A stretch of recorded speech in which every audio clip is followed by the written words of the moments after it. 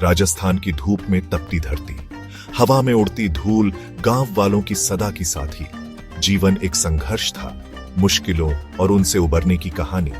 इसी माहौल में एक छोटी सी झोपड़ी में अंजू ने अपनी आंखें खोली। अंजू का परिवार गरीब था। उनका हर दिन 2 वक्त की रोटी जुटाने में बीतता था। पढ़ाई लिखाई एक दूर का सपना लगता था, एक ऐसी रसकोश जो उनके बस की नहीं थी। 11 साल की उम्र में ही अंजू का बचपन खत्म हो गया।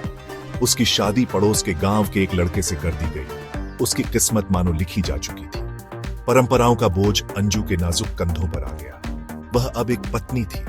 उसका जीवन उसके पति से हमेशा के लिए बंध गया था, लेकिन उसके दिल में एक छोटी सी चिंगारी बुझने को तैयार नहीं थी। अंजू कुछ और चाहती थी, गरीबी और अज्ञानता की बेड़ियों से मुक्त होने का मौका। अंजू के ससुराल वाले उससे कहीं ज्यादा अच्छे निकले जितना उसने सोचा था। वे उसकी शिक्षा की प्यास समझते थे और उसे आगे पढ़ने की इजाजत दे दी। यह एक छोटी सी रियायत थी, लेकिन अंजू के लिए यह एक सहारा थी। वह गांव के स्कूल जाने लगी। उसका दिमाग एक सूखे स्पंज की तरह ज्ञान सोख रहा था। कक्षा उनका अभयारण्य बन गया, एक ऐसी जगह जहां वह अपनी असलियत से बचकर कल्पना के पंखों पर उड़ान भर सकती थी। उसके शिक्षकों ने उसकी बुद्धिमत्ता और दृढ़ संकल्प को पहचाना और उसे अपने सपनों को आगे बढ़ाने के लिए प्रोत्साहित किया। अंजू की ज्ञान की प्यास अतृप्त थी। वह अपना हर खाली समय अपनी किताबों के साथ बिताती थी। शब्द उसे अपने गांव की धूल भरी सीमाओं से दूर दुनिया में ले जाते थे। उसका दिमाग उपजाऊ जमीन बन गया, जहां आशा और महत्वाकांक्षा के बीज जड़ पकड़ते गए और फलते फूलते गए। जैसे जैसे अंजू एक जवान औरत बनी, उसकी बुद्धिमत्ता और निखरती गई। उसने अपनी पढ़ाई में सफलता हासिल की। उसका दृढ़ संकल्प खुद के लिए एक बेहतर जीवन बनाने की तमन्ना से प्रेरित था। उनके पति शंकर 12वीं कक्षा के बाद स्कूल छोड़ चुके थे और बढ़ई का काम करते थे। वह एक दयालु और सरल व्यक्ति थे जो गांव के जीवन की गति से संतुष्ट थे। शंकर अंजू से बहुत प्यार करते थे और उसकी शिक्षा का समर्थन करते थे, हालांकि वह उसकी आकांक्षाओं को पूरी तरह से समझ नहीं पाते थे। वह जानता था कि वह बड़े कामों के लिए बनी है। अंजू ने अपनी स्कूली शिक्षा शानदार अंकों के साथ पूरी की। उसका दिल कानून के क्षेत्र में अपना करियर बनाने पर टिका था।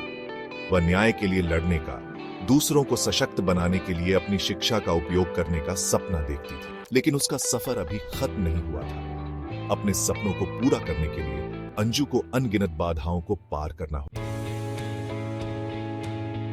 शंकर एक सीधे साधे इंसान थे। उन्हें अपने हाथों के नीचे लकड़ी के स्पर्श में कुछ सुंदर और उपयोगी बनाने की संतुष्टि में खुशी मिलती थी। वह गांव में अपने जीवन से संतुष्ट थे, परिवार और परंपराओं से घिरे हुए। शंकर अंजू से बहुत प्यार और सम्मान करते थे, लेकिन उनके पढ़ाई लिखाई के अलग अलग स्तर ने उनके बीच एक दूरी पैदा कर दी थी। वह कभी कभी असुरक्षा की एक चुभन महसूस करते थे, अपनी पत्नी को उन ऊंचाइयों तक पहुंचते देख जो वह केवल सपने में देख सकते थे। फिर भी उसने कभी भी इन भावनाओं को अंजू के लिए अपने प्यार और समर्थन को कम नहीं होने दिया। वह जानता था कि उसकी खुशी उसके सपनों को पूरा करने में है, भले ही इसका मतलब उनके जीवन का अलग होना हो। शंकर अक्सर अंजू को किताबों और कानूनी भाषा की दुनिया में खोए हुए देखते थे। उसका दिमाग महत्वाकांक्षाओं से भरा हुआ। वह उसकी ताकत और दृढ़ संकल्प की प्रशंसा करते थे, भले ही वह एक सरल रिश्ते के लिए तरसते थे, जहां शब्दों की हमेशा जरूरत न हो। वह चुपके से अपनी अलग दुनिया में एक पुल की कामना करते थे, एक ऐसा तरीका जिससे वह उसके सपनों में शामिल हो सके, भले ही वह उन्हें पूरी तरह से समझ न। भाग 5, एक अनोखी मुलाकात। अंजू का सफर उन्हें जयपुर, राजस्थान की चहल पहल भरी राजधानी ले गया। उसने कानून की पढ़ाई करने के लिए दाखिला लिया, दुनिया में अपनी पहचान बनाने की ठान ली। शहर उसके शांत गांव से बिल्कुल अलग था, शोर, रंग और अवसरों से भरा हुआ। अंजू ने इसे अपना लिया। नई मिली आजादी से उसका हौसला बुलंद था। जयपुर यूनिवर्सिटी के प्रांगण में अंजू का विकास हुआ। उसने खुद को अपनी पढ़ाई में डुबो दिया। उसका तेज दिमाग कानून की पेचीदगियों को जल्दी ही समझ गया। अपने सहपाठियों में उसकी मुलाकात कुमार सिंह से हुई, जो एक बुद्धिमान और महत्वाकांक्षी युवक था, जो न्याय के प्रति उसके जुनून को साझा करता था। उनके साझा सपने और आकांक्षाएं उन्हें करीब ले आईं। उनकी दोस्ती कुछ और गहरी होती गई। कुमार अंजू की बुद्धिमत्ता, उसके अटूट दृढ़ संकल्प और उसके भीतर से निकलने वाली शांत शक्ति से आकर्षित थे। उन्होंने उसमें एक ऐसा साथी देखा जो उनकी साझा महत्वाकांक्षाओं का भार समझता था। भाग 6, सपनों का भार। जैसे जैसे अंजू और कुमार ने एक साथ अधिक समय बिताया, देर रात तक कानूनी किताबों पर एक साथ काम करते रहे और मामलों पर बहस करते रहे, उनके बीच दोस्ती और आपसी सम्मान का बंधन पनपा। उन्होंने बौद्धिक रूप से एक दूसरे को चुनौती दी। उनकी बातचीत जोश और ज्ञान की साझा भूख से भरी हुई थी। कुमार अंजू की बुद्धिमत्ता और गरिमा से मोहित होकर खुद को उसके प्यार में डूबता हुआ पाया।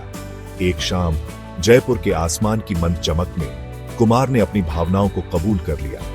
अंजू का दिल अपराध बोध और स्नेह के मिश्रण से भर गया। वह कुमार की बहुत परवाह करती थी। उसकी दयालुता और बुद्धिमत्ता उसकी अपनी ही तरह थी, लेकिन उसके दिल पर एक सच्चाई हावी थी, एक सच्चाई जिसे वह अब और नहीं छिपा सकती थी। भारी मन से अंजू ने शंकर से अपनी शादी का खुलासा किया। खबर ने कुमार को बिजली की तरह गिरा दिया, उसके सपनों को चकनाचूर कर दिया।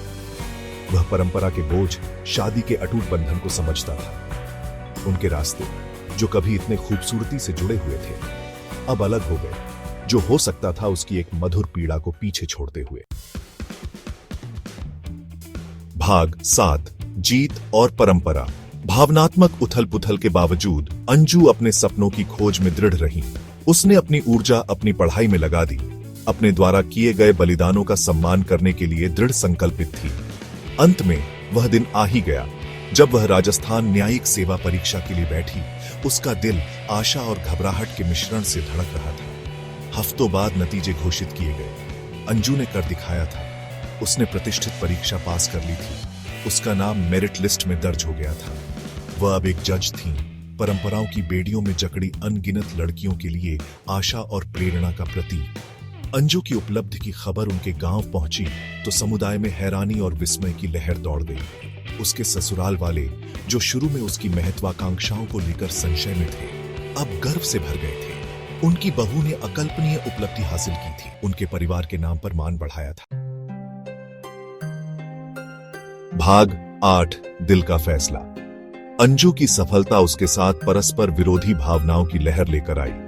वह अपनी उपलब्धियों पर खुश थी। उसके सपने आखिरकार सच हो गए थे। फिर भी उसका एक हिस्सा एक सरल जीवन के लिए तरस रहा था। गांव में शंकर के साथ एक ऐसा जीवन जहां से यह सब शुरू हुआ था। वह जानती थी कि उसका कर्तव्य उसके पति के साथ है, उस आदमी के साथ जिसने उसका साथ निभाया था, तब भी जब उनके रास्ते अलग हो गए थे। अंजू ने अपने वैवाहिक दायित्वों को पूरा करने के लिए अपने गांव लौटने का फैसला किया। वह जानती थी कि उसके फैसले ने बहुतों को चौंका दिया है। कुछ ने फुसफुसाते हुए कहा कि वह अपनी मेहनत से अर्जित आजादी को ठुकरा रही है, अपने करियर के ऊपर परंपरा को चुन रही है। लेकिन अंजू अपना दिल जानती थी। उनका मानना था कि वह एक पत्नी के रूप में अपने कर्तव्यों और एक न्यायाधीश के रूप में अपनी आकांक्षाओं को संतुलित कर सकती है। वह अपने परिवार और अपने समुदाय दोनों की सेवा करने का एक तरीका खोज लेगी, ये साबित करते हुए कि परंपरा और प्रगति परस्पर अनन्य नहीं है। भाग 9, लाखों के लिए प्रेरणा। अंजू की कहानी शिक्षा की शक्ति, मानवीय भावना के लचीलेपन और अपनी नियति खुद लिखने के लिए दृढ़ संकल्पित महिला की अटूट शक्ति का प्रमाण है। उसने सामाजिक मानदंडों को चुनौती दी, कांच की छतों को तोड़ा और अनगिनत लोगों के लिए आशा की किरण बनकर उभरी। उसकी कहानी उसके गांव की धूल भरी गलियों से कहीं आगे तक गूंजी, जिससे भारत और दुनिया भर की लड़कियों को सपने देखने की हिम्मत मिली। अंजू का सफर एक शक्तिशाली अनुस्मारक है कि प्रतिकूल परिस्थितियों को दूर किया जा सकता है। शिक्षा सशक्तिकरण की कुंजी है और अटूट दृढ़ संकल्प से सबसे दूर के सपने भी उड़ान भर सकते हैं। अंजू की कहानी केवल व्यक्तिगत जीत के बारे में नहीं है। यह शिक्षा की परिवर्तनकारी शक्ति और अपनी जड़ों के प्रति सच्चे रहने के महत्व का प्रमाण है। वह आशा का प्रतीक बन गई, एक चमकता हुआ उदाहरण कि साहस और दृढ़ संकल्प से व्यक्ति किसी भी बाधा को पार कर सकता है और असंभव को प्राप्त कर सकता है।